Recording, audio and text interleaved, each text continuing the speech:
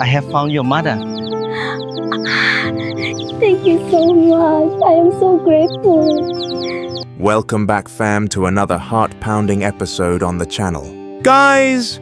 A scene that was both romantic and absolutely terrifying just went down. James accepted trading his chairman's suit for mud and a plow, all to hide a heartbreaking truth from Diep.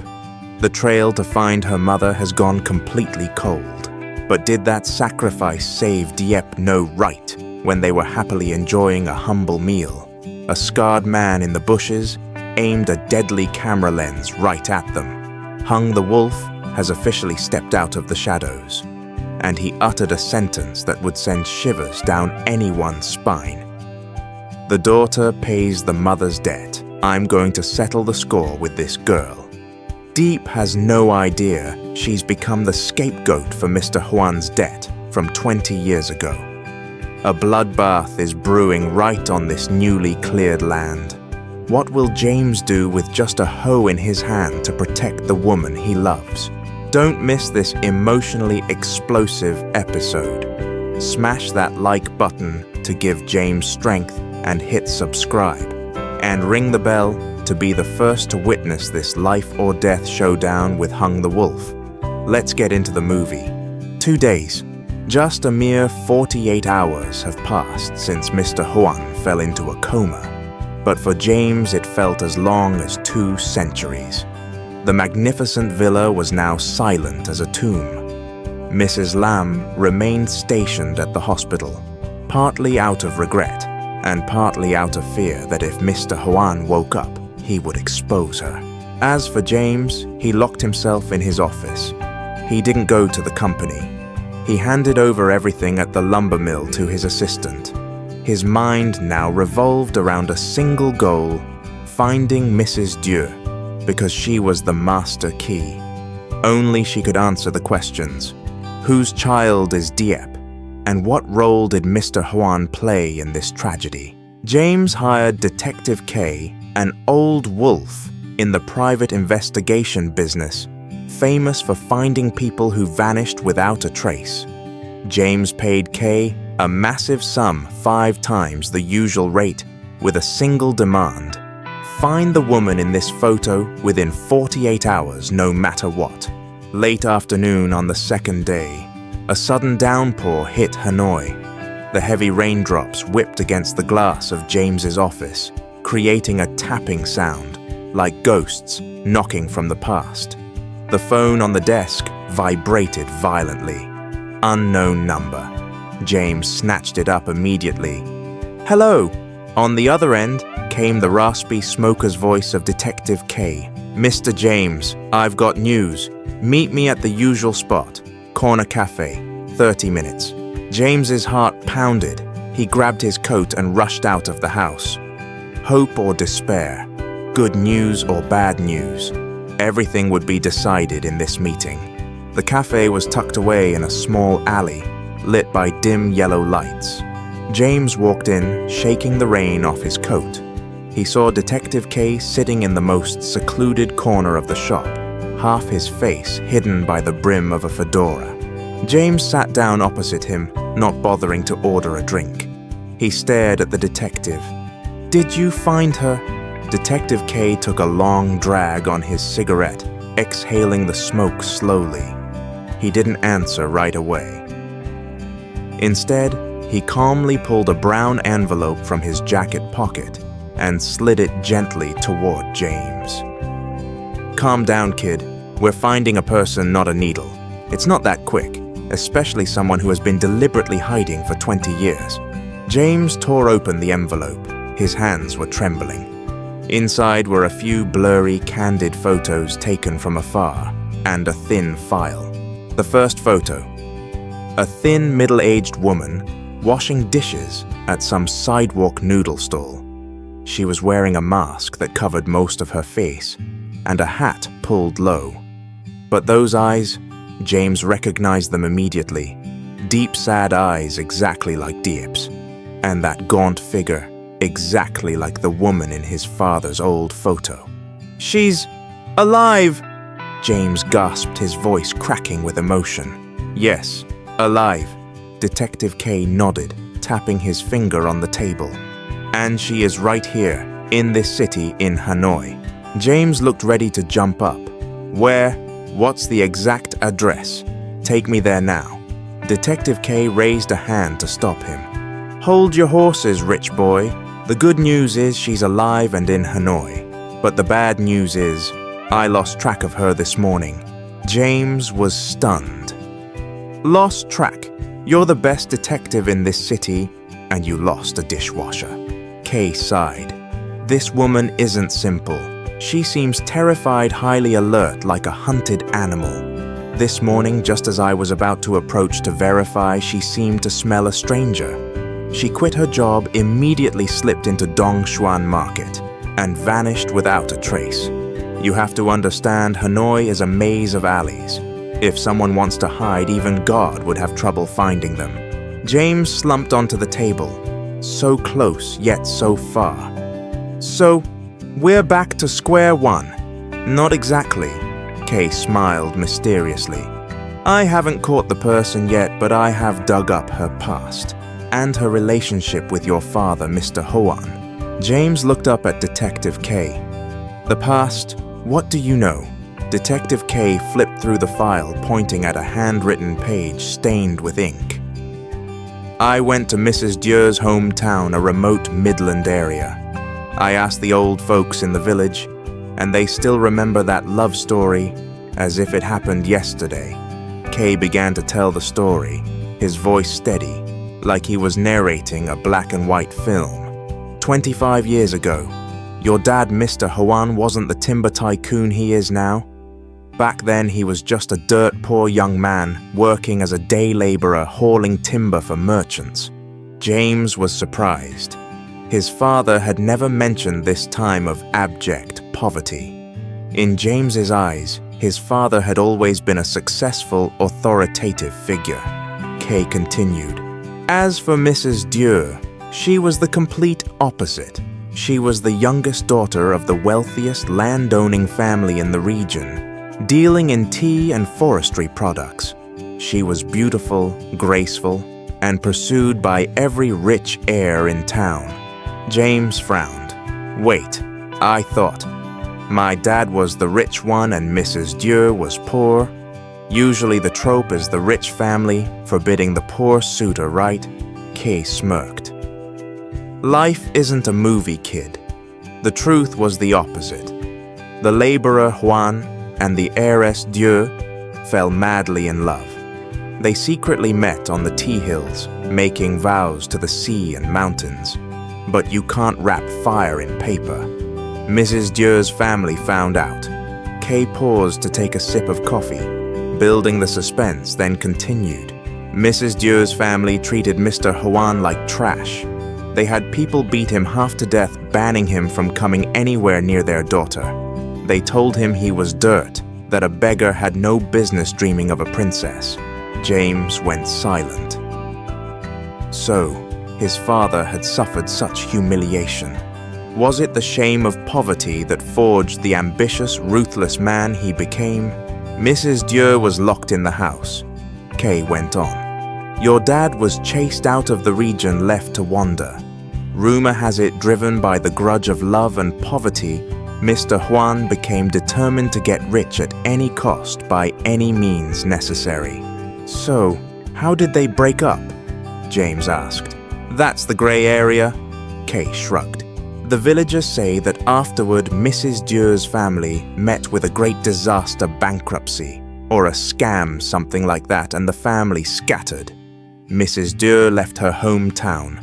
Meanwhile, Mr. Hoan rose like a kite in the wind, becoming a city tycoon. Two parallel lines that never met again. But Kay pulled out another battered old photo. There is a rumor that before her family collapsed, she was pregnant, but no one knows whose child it was. Was it Hoan's, or the child of the husband her family forced her to marry? James picked up the photo of Mrs. Diep washing dishes and studied it closely. An infinite sense of sympathy rose in his heart. The golden girl of the past because of love and family tragedy, was now drifting washing dishes on a sidewalk corner. And Diep was a carbon copy of her mother's life. Also poor, also hardworking. "Mr. K," James said firmly, "you said she is in Hanoi. You lost her at Dongshuan Market, but surely she must have a place to stay, she must have acquaintances." "I'm having my people sweep all the boarding houses and slums in that area," Kay replied. "And there is one more clue. The owner of the bun cha shop said Mrs. Dieu often mumbled about a place. The one-pillar pagoda. The one-pillar pagoda. Right. She often asked for directions there or would look in that direction and cry. Maybe it's a place she goes to pray, or perhaps an old meeting spot." James stood up abruptly, tucking the envelope into his inner pocket. "All right, thank you. Keep searching the boarding houses. As for me, I'm going to the one-pillar pagoda." "You're going right now?" Kay was surprised. "Yes, I can't wait another second. My father is lying in a hospital bed. Diep is waiting for news. I have to find her before our enemies do." James threw a thick stack of cash onto the table and rushed out the door. The rain hadn't stopped, but a flame of hope had been lit in James's heart. Hanoi was vast, but the sacred bond of family would be the invisible thread guiding him. In the car, James called Diep. He hadn't seen her in 2 days because he was so busy with the investigation. He missed her terribly. "Hello, James." Diep's voice rang out gentle like a cool breeze dispelling his tension.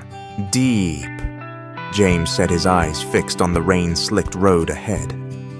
"I have news about your mother." Silence hung on the other end for a moment.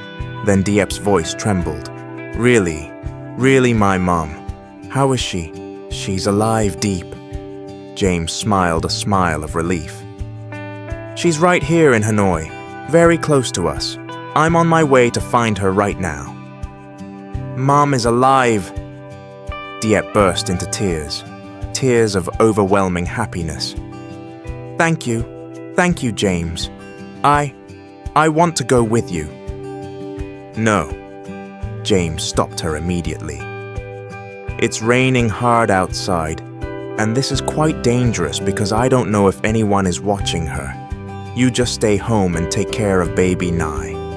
When I find Mom, I'll bring her straight home to see you. I promise." "But please be careful," Diep urged. "I know. Oh, there's one more thing." James hesitated for a moment, then decided to tell part of the truth. The detective said, "Back in the day, my dad and your mum were deeply in love. But my dad was forbidden by your mum's family because he was poor." "What, your dad used to be poor?" Diep asked in surprise. "Yeah, maybe that's why he became as harsh as he is now. But don't worry, no matter what the past holds, I won't let history repeat itself. I won't let anyone or any reason tear us apart. I'll prove to your mother that the son of that day laborer can protect and bring happiness to her daughter." James hung up. His eyes blazed with determination. The car sped through the rainy Hanoi night. A long and arduous journey lay ahead. Where was Mrs. Dieu among these millions of people? Why did she mention the one-pillar pagoda? And would his meeting with Mrs. Dieu reveal any shocking secrets about Hung the Wolf, the name he found in the diary? Dear viewers, the clues are there. The search area has narrowed. James is getting very close to the truth. Mr. Huan's tragic past has been partially revealed. Poverty tore love apart. Will Mrs. Dieu forgive Mr. Huan? And will James find her before it's too late? James immediately went to Hanoi. The days of drizzle and biting wind had never felt so gloomy. James sat in his car, the steering wheel ice cold under his hands. The clues snapped. The one-pillar pagoda was deserted. The poor boarding houses around Dongshuan Market shook their heads in ignorance. That woman named Dieu, was like a ghost appearing and disappearing, mocking his patience. Detective K shook his head helplessly. "Mr. James, she seems to be deliberately hiding from some force. She wipes her tracks like a pro, not like a normal countrywoman. We lost her." Those words echoed in James's head all the way back to the suburbs. Lost her. It meant the secret of Diep's identity had hit a dead end again. It meant Mr. Hoan still lay there, taking the truth into his coma, while James stood at a crossroads, not knowing who he needed to protect his lover from his father's past, or that mysterious father hung the wolf. The luxury car glided through the twilight, leaving the bustling city behind, heading toward the rugged hills. James felt a heavy weight in his chest. He was afraid to see the look of hope in Diep's eyes, afraid to tell her, "I'm sorry I failed. Your mom is still missing." Number. He couldn't extinguish the hope that had just been kindled in her. James decided to stay silent. A well-intentioned lie is sometimes better than 1,000 cruel truths. He would say the leads were still being verified, so Diep would have the motivation to keep going. The car stopped at the foot of the hill. James didn't go in immediately. He rolled down the window and lit a cigarette. The smoke drifted lazily, blending into the evening mist, hiding his handsome face, gaunt from insomnia. From where he parked, James looked up at the new plot of land Diep had just bought. It was a barren patch full of weeds and rocks, perched precariously on the hillside. Amidst the vast loneliness of heaven and earth, Diep's figure appeared so small and solitary. She wore old work clothes, pants rolled up to her knees, a torn conical hat on her head. She was using all her strength to swing a heavy pickaxe into the hard ground. Thwack! Earth flew up.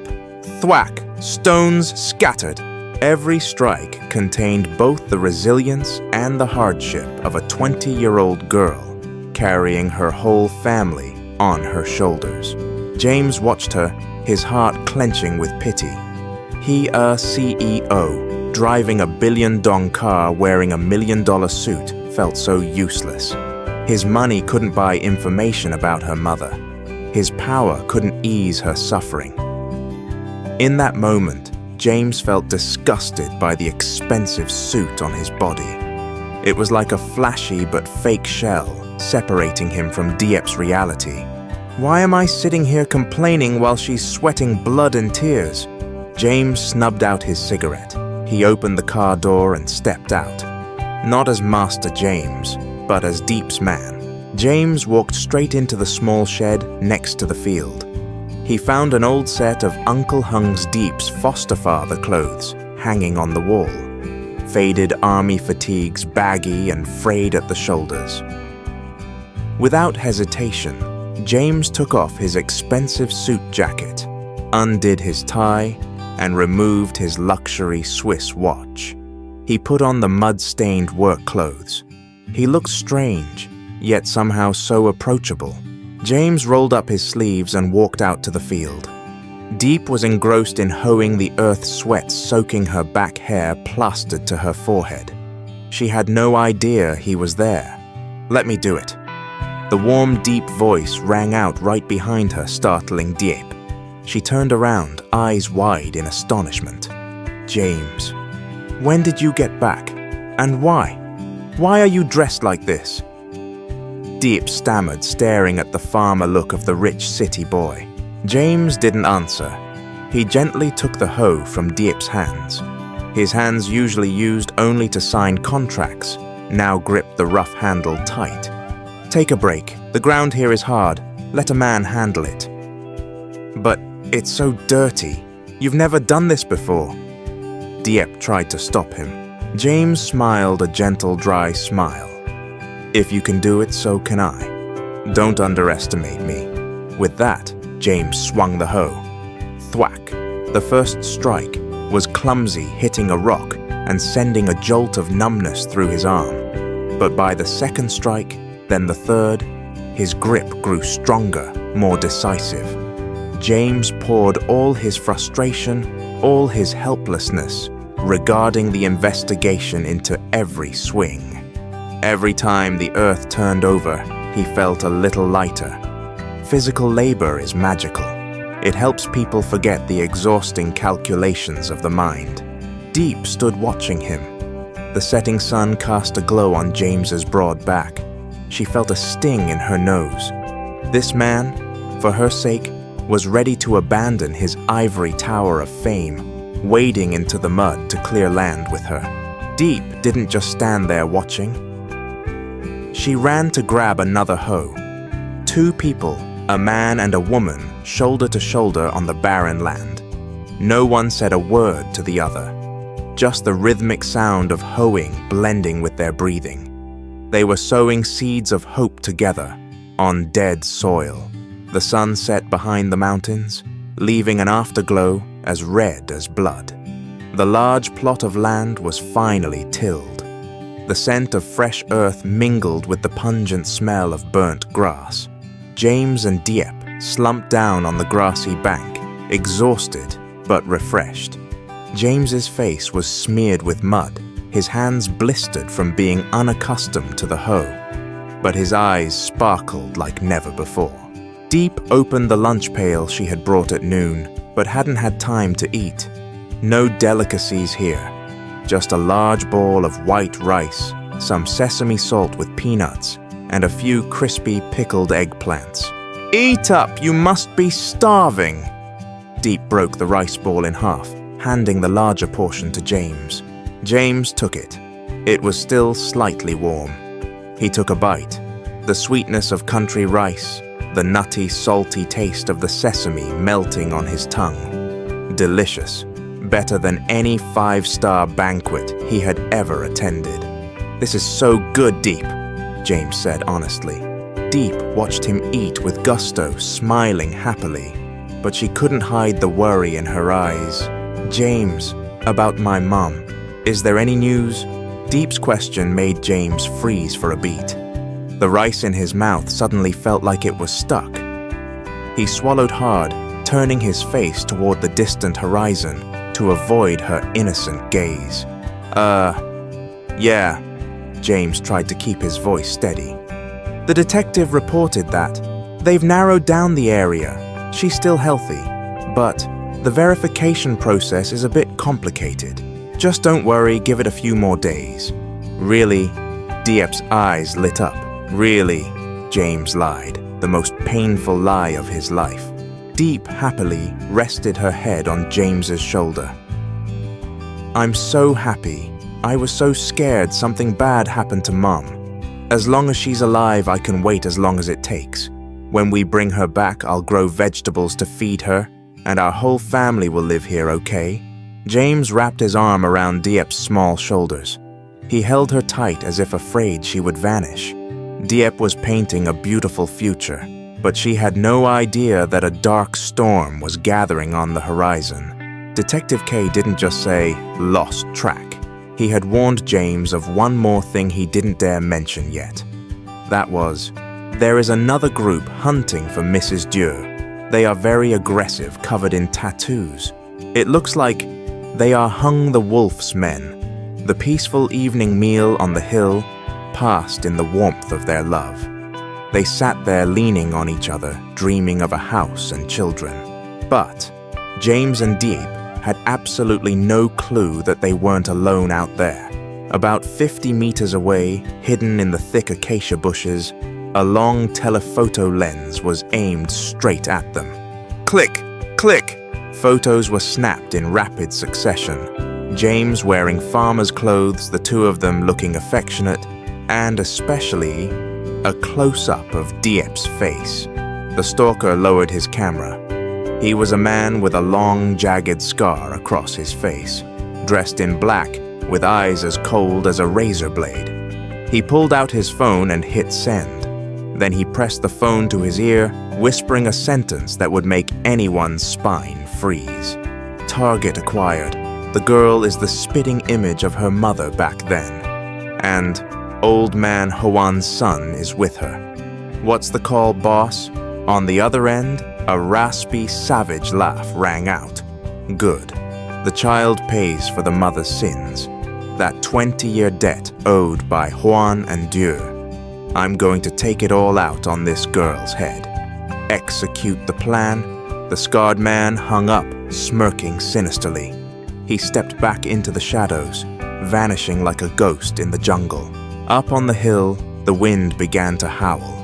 Dark clouds rolled in, swallowing the blood-red sunset. James shuddered.